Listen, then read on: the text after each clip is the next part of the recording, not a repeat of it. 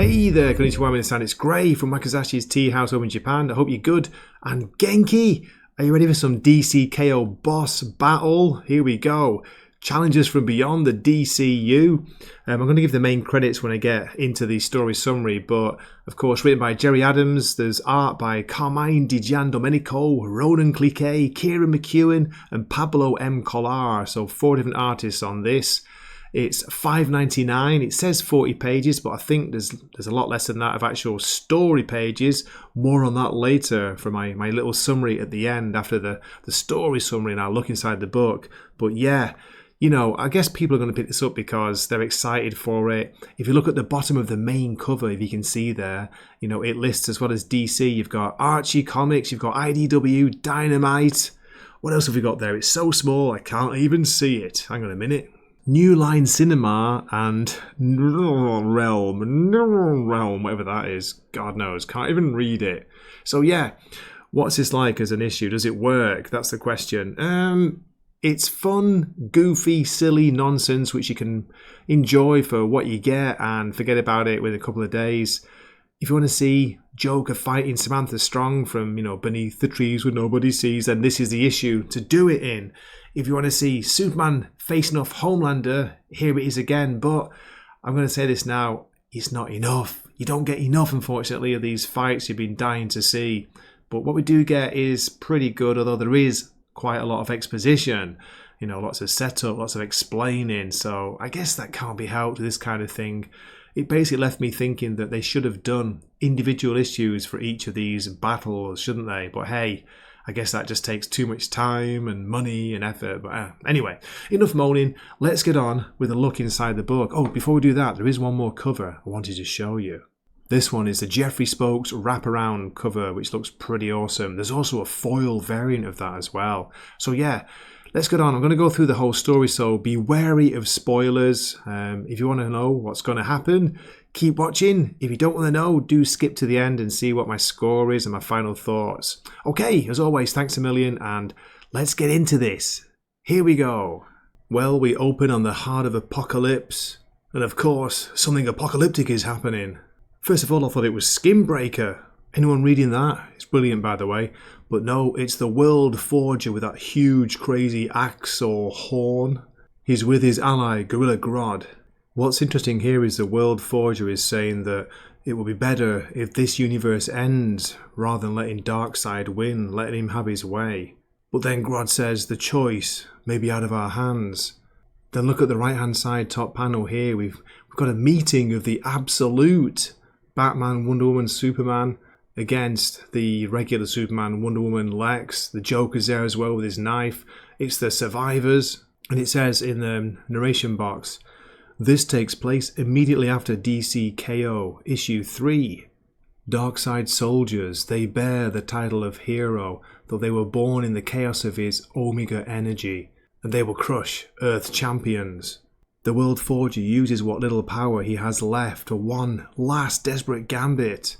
Try and save what's left of the world of the champions. Okay, let me zoom in on the next page. We see top panel here, the absolute characters are frozen. There's a great line here from Joker. He's like, hilarious, let's slice their throats quickly before they start moving again. But no, they can't be allowed to do that. If they attempted to harm them, of course they would lose. And then we get like a reference to the absolute universe from the World Forger. He's saying here to Luthor that these versions of you were born and forged in the energy of an Omega universe, so you do not have the power to fight them. But then, conveniently, he says, oh, I can feel like some former combatants that may have lost, they've been given a second chance and they may be able to help us on our quest. And we see, appearing through the sand, through the statues, whatever they are, Black Lightning, Plastic Man, Batwoman and Star Sapphire.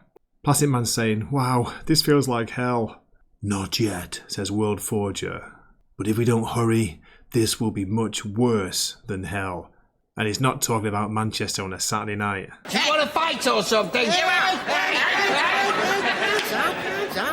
This is followed by a double page credits page. We get the title here, DC K.O. Boss Battle. And if you read the previously, right near the end it says, just like repeating what's happened, Only 4 of the Earth champions are left to face this dark trinity, the absolute universe trinity. But our universe's contenders aren't strong enough to defeat the dark reflections of themselves. So, here it comes, folks, the setup for this issue.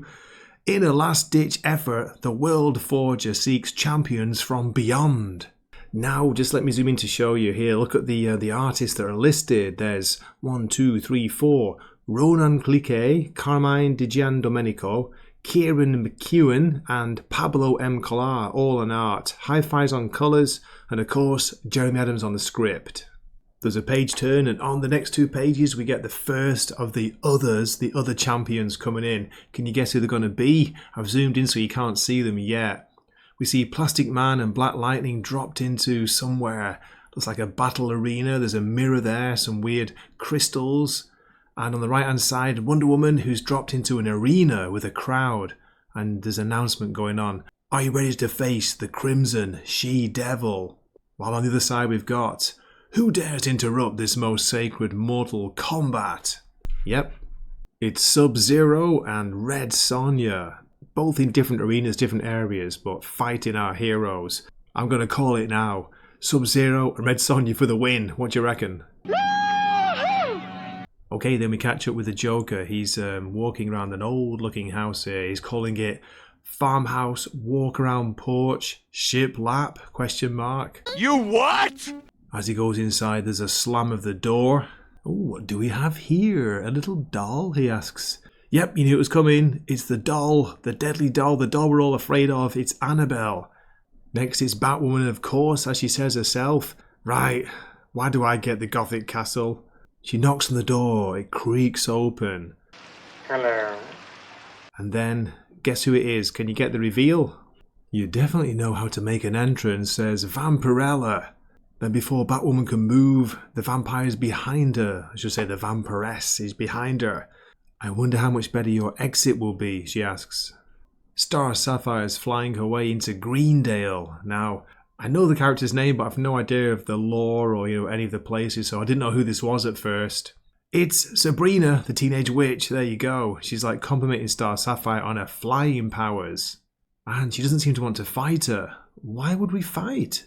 Sabrina offers to whip up a big spell to take care of some baddie. I don't know if that's a good idea. And then it seems to be going crazily wrong. Because she's like, whoops. Is this what she normally does? Does she make big mistakes? And finally, it's Luther. And now this is the one I've been waiting for. I don't know about you. He materializes in a forest somewhere. There are trees, birds singing, and also the sound of something dripping. Dripping? What could it be? If you go down in the woods tonight, it's from that, by the way, beneath the trees where nobody sees. Yes, it's the biggest serial killing bear in comics. It's Samantha Strong. My God, who's she got strung up there? I really wish you hadn't seen this, she says to Luther. And just let me zoom in on this next page, like the top panels, because this is really cool. It's a great scene. We've got Luther's narration and he can't believe what he's seeing. And neither can I, but I love it. A bear with a butcher knife? A bear? And Samantha's saying to him, I'm not sure what you are, strange furless ape, but keep still, it will hurt less. Luther's, look at his face here, the right panel there, he's panicking, he's trying to get out of there. Samantha's talking about, don't worry, I'll bury you near the others, you'll have company where you lie. I tell you, if it wasn't for Luther's armour, he would be dead, but he manages to knock her out of the way. Where did you go, creature? And she comes back screaming, diving at him with a knife. My name is Samantha Strong and I'm right here. Great image here. Look at that. Oh my God. Terrifying, but also kind of cute at the same time. Weird. Hang on a minute. I'd forgotten about Superman. We catch up with him. He's materialized somewhere. Give you a clue if you can look. Focus on the building in the background. What's written on it? It's not Luther Tower or LexCorp or whatever, is it? It says Vought. Is it Voight? It should be Voight. Vought Industries. Strange. It doesn't look like Metropolis, but it's also not that different. And then you can hear a scream from somewhere. No, stop! And I had to zoom in on this panel. Look at this on the next page. Yes, it is. It's Homelander. Here he is. He's already swearing at Superman. Who the F are you supposed to be? And look what he's holding. A severed arm. It's pretty cool seeing them both like next to each other. You can compare, you know, the costumes. The colours, of course, are very similar, but it just looks like, you know, the worst. Homelander's like the worst version of Superman. It's, you know, the Aryan race, the supreme Superman, Uberman kind of style feeling to him, isn't there?